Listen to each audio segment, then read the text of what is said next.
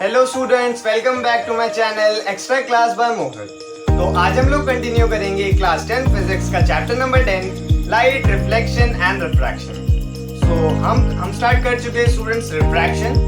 हमने सीख लिया है कि लाइट अपनी स्पीड स्लो क्यों करती है और लाइट बेंड क्यों होती है एक्चुअली में। आज हम लोग बात करेंगे स्टूडेंट्स लॉज ऑफ रिफ्रैक्शन के बारे में। ये लाइट का 10th वीडियो है और अगर आपने प्रीवियस 9 वीडियोस नहीं देखे हैं तो do check out them first, और प्लेलिस्ट का लिंक मैं आपको डिस्क्रिप्शन बॉक्स में भी दे दूंगा। तो आइए स्टार्ट करते हैं स्टूडेंट्स। हमारे क्लास 10 के सिलेबस में हमें दो बेसिक लॉज ऑफ रिफ्रैक्शन पढ़ने हैं, जो क्या है। पहला लॉ क्या है हमारा, the incident ray, the refracted ray and the normal to the separating surface at point of incidence all lie in the same plane.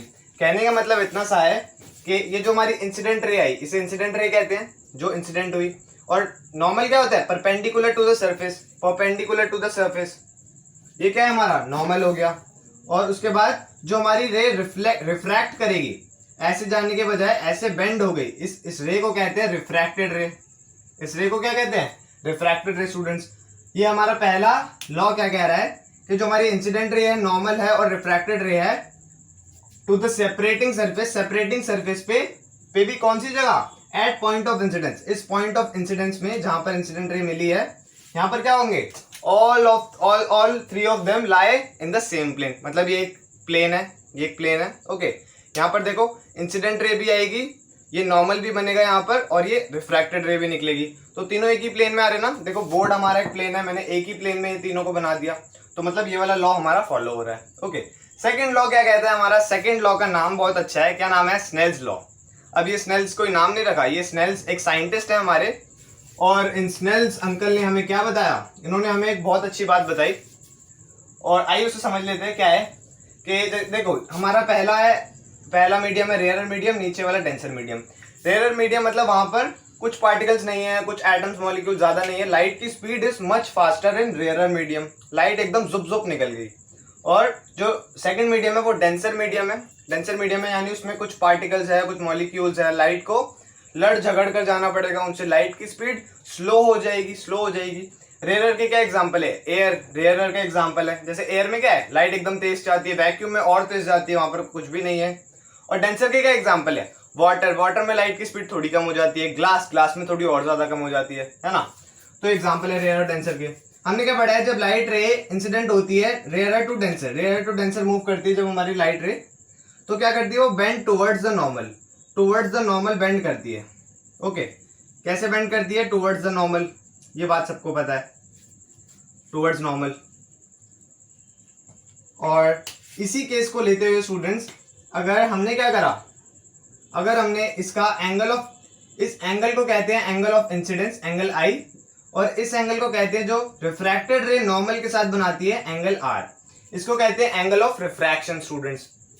अब इस एंगल आई और इस एंगल आर में कुछ रिलेशन होता होगा स्टूडेंट्स, क्या इनमें क्या ये दोनों भी कोई लॉ फॉलो करते होंगे कि अगर ये इतना बड़ा है तो ये इतना छोटा होगा, और ये इतना बड़ा है तो ये इतना छोटा होगा, ऐसा कोई ये लॉ फॉलो करते हैं? आइए देखते हैं। अगर मैं क्या करूं, मैं इंसिडेंट, पहले मैंने नॉर्मल बनाया और मैंने इंसिडेंट एंगल ऑफ इंसिडेंस है उसको बड़ा करा, ये मैंने एंगल ऑफ इंसिडेंस बड़ा करा, ये देखो बड़ा है, यहाँ पे इससे बड़ा है। ओके, तो रिफ्रैक्टेड रे होगी वो कैसे जाएगी, ऐसे जाएगी। ये मेरा एंगल ऑफ रिफ्रैक्शन है, मेरा एंगल आर। ओके, तो इन दोनों में क्या फर्क है, क्या हो रहा है यहाँ पर। तो जो हमारे स्नेल्स थे उन्होंने क्या बताया हमें, उन्होंने एक बहुत अच्छी बात बताई स्टूडेंट, उन्होंने इनका रिलेशन बता दिया हमें, एंगल ऑफ इंसिडेंस और एंगल ऑफ रिफ्रैक्शन के बीच में क्या रिलेशन है। इन्होंने बताया, इन्होंने बहुत साल ढूंढा, किसी को नहीं पता था इनके बीच में क्या रिलेशन है, सबको पता था बस ये रैंडमली आ जाते हैं। ओके, पर इन्होंने रिसर्च की, इनको क्या पता लगा कि जो sine of angle of incidence है, sine of angle of incidence upon sine of angle of refraction, sine of angle of incidence upon sine of angle of refraction, यानी sine I by sine R. Sine I by sine R क्या है, constant है। अगर ये दोनों media जैसे ये ऊपर फर्स्ट वाला और ये नीचे सेकंड वाला मीडियम, अगर ये दोनों मीडियम फिक्स है, हमने इन दोनों को यहीं रख रखा है, इनको चेंज नहीं कर रहे हैं, तो आप एंगल ऑफ इंसिडेंस को कितना भी बढ़ा लो, angle of angle of refraction उसी के हिसाब से छोटा या बड़ा होता जाएगा, उसी के हिसाब से छोटा होता जाएगा। ओके स्टूडेंट्स, सो इन्होंने क्या बोला, जब तक टू मीडिया फिक्स है, जब तक जो दो हमारे मीडियम है वो फिक्स है, sine I by sine I का ratio, sine of angle of incidence और sine of angle of refraction, इन दोनों का जो रेशियो होगा वो कांस्टेंट होगा, एक कांस्टेंट नंबर आएगा, एक कांस्टेंट नंबर आएगा स्टूडेंट्स। तो जो इसकी डेफिनेशन है स्नेल्स लॉ की, वो भी यही कहती है कि sine of angle of refraction, angle of incidence, ऊपर इंसिडेंस है ना, sine of angle of incidence to the sine of angle of refraction, sine of angle of refraction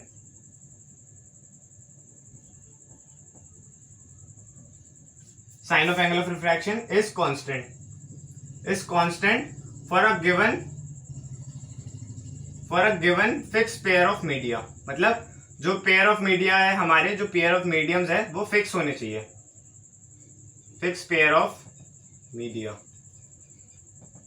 okay student, so Snell's law हमारा क्या कहता है कि sine I by sine r constant है। अब कुछ लोग कहते हैं कि sine I by sine r refractive index होता है अकॉर्डिंग टू स्नेल्स लॉ, पर बच्चों ये स्नेल्स लॉ का फर्दर डेरिवेशन है। स्नेल्स ने ऐसा कुछ नहीं बताया था कि sine I by sine r refractive index होता है, उन्होंने बताया था sine I by sine r एक कांस्टेंट वैल्यू होगी। ओके, पर हमें बाद में जब हमने इसकी फर्दर डेरिवेशन करी और इसको मॉडिफाई करा तो हमें पता चला कि जो कांस्टेंट है ना ये क्या होता है, ये रिफ्रैक्टिव इंडेक्स होता है, रिफ्रैक्टिव इंडेक्स। अरे वाह, एक नई टर्म आ गई, रिफ्रैक्टिव इंडेक्स। स्टूडेंट्स मैंने आपको पढ़ाया था ना ऑप्टिकल डेंसिटी, ऑप्टिकल डेंसिटी मैंने आपको पढ़ाया था, जैसे डेंसिटी कई टाइप की होती है हमने पढ़ी थी। ऑप्टिकल डेंसिटी, जो मीडियम में लाइट की स्पीड फास्ट है, लाइट की स्पीड फास्ट है, वो कैसा होता है, रेयर मीडियम होता है, रेयर मीडियम होता है। और जिस मीडियम में लाइट की स्पीड स्लो है वो कैसा मीडियम होता है, डेंसर मीडियम होता है। अब देखो ये इसकी जो ऑप्टिकल डेंसिटी है रेयर वाले की वो कम है, रेयर वाले मीडियम की ऑप्टिकल डेंसिटी कम है, ऑप्टिकल डेंसिटी जो है वो कम है, डेंसिटी कम है, डेंसिटी आप समझना ऑप्टिकल। और जो इसमें स्पीड ऑफ लाइट है, मैं v से डिनोट करूंगा स्पीड ऑफ लाइट की, स्पीड ऑफ लाइट है वो ज्यादा है, स्पीड ऑफ लाइट है वो ज्यादा है और डेंसिटी कम है, ऑप्टिकल डेंसिटी। और जब मैं डेंसर वाले की बात करूं तो इसकी ऑप्टिकल डेंसिटी कैसी है, ज्यादा है, ऑप्टिकल डेंसिटी ज्यादा है, और इसमें स्पीड ऑफ लाइट कैसी है, कम है, स्पीड ऑफ लाइट स्लो है। तो यहां से हम साफ साफ देख सकते हैं स्टूडेंट्स कि ऑप्टिकल डेंसिटी और velocity of light, optical density और स्पीड ऑफ लाइट कह लो, ऑप्टिकल डेंसिटी और स्पीड ऑफ लाइट में इनवर्सली प्रोपोर्शनल का रेशियो है, इनवर्सली प्रोपोर्शनल का रिलेशन है। मैं यहां पर आपके लिए रिलेशन लिख देता हूं कि जो हमारी स्पीड, अच्छा ठीक है, जो डेंसिटी है ऑप्टिकल डेंसिटी वो कैसी है, इनवर्सली प्रोपोर्शनल, वो कैसी है, inversely proportional to speed of light, inversely proportional to speed of light. मतलब अगर हमारी ऑप्टिकल डेंसिटी बढ़ेगी तो जो हमारी स्पीड ऑफ लाइट है उस मीडियम में कम होती जाएगी, उस मीडियम में स्पीड ऑफ लाइट कम होती जाएगी। और अगर हमारी ऑप्टिकल डेंसिटी कम होती रहेगी तो हमारी स्पीड ऑफ लाइट है वो बढ़ती रहेगी, फास्ट हो जाएगी।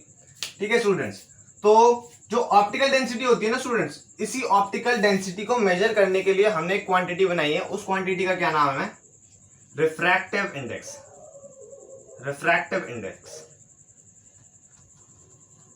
मतलब ऑप्टिकल डेंसिटी को हम मेजर करते हैं रिफ्रैक्टिव इंडेक्स से।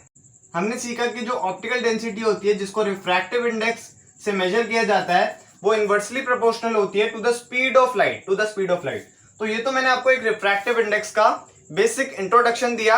अगले लेक्चर में हम रिफ्रैक्टिव इंडेक्स के ऊपर खुलकर बात करेंगे।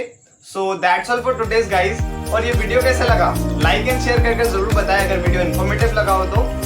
और आप हमारे चैनल को सब्सक्राइब भी कर सकते हैं ऐसी मोर वीडियोस देखने के लिए। So that's all for today's guys, until the next video keep practicing, keep learning. I am Mohit and I thank you so much for watching.